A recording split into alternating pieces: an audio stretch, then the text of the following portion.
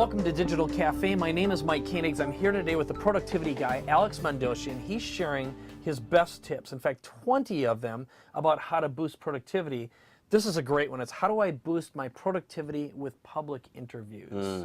So a lot of people don't even get to the public interview stage. However, being prepared for it, programming your brain for success, and putting yourself in that place, having, let's say, the theater of the mind prepared ahead of time is going to do a lot. So how do you do it? What do you recommend? Well, this helps in two ways. Number one, if you are ever interviewed, you want to have these 7 questions. Okay.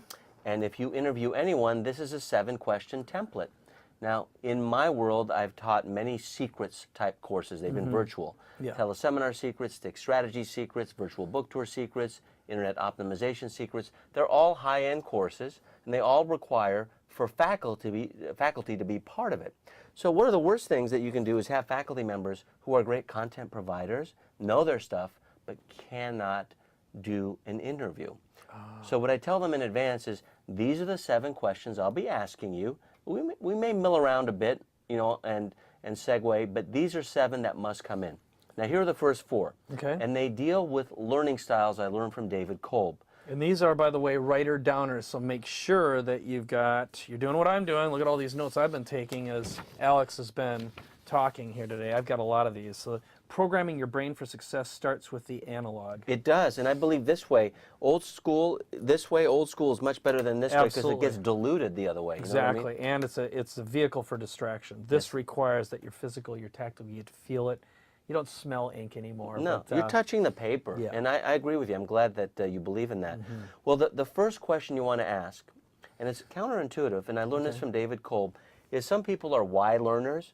So a majority of people who listen to you are going to want to know why, and they're very impatient.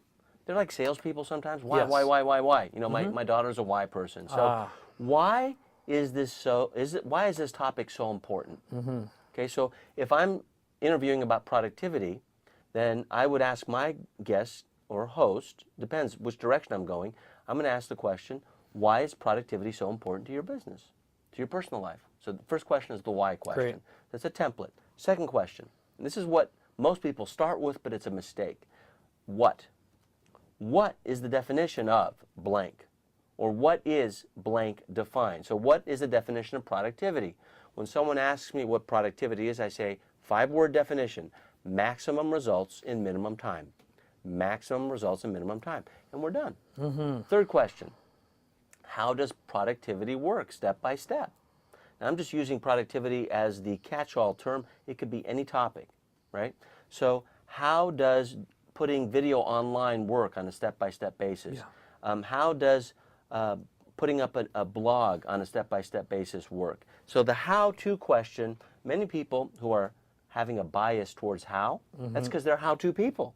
And so they start that way and they lose the why and the whats, who are very impatient. The hows, they're a little bit more patient. So you want to get that third. By the way, this is sequential, and I found it to work in this order. And I've studied the same work you have, David Kolb's work, and it's because the why people get impatient first. Yes. Followed by the what people get impatient second, and the how versus the what ifs. The what ifs need all those personality types in order to be successful at what they are.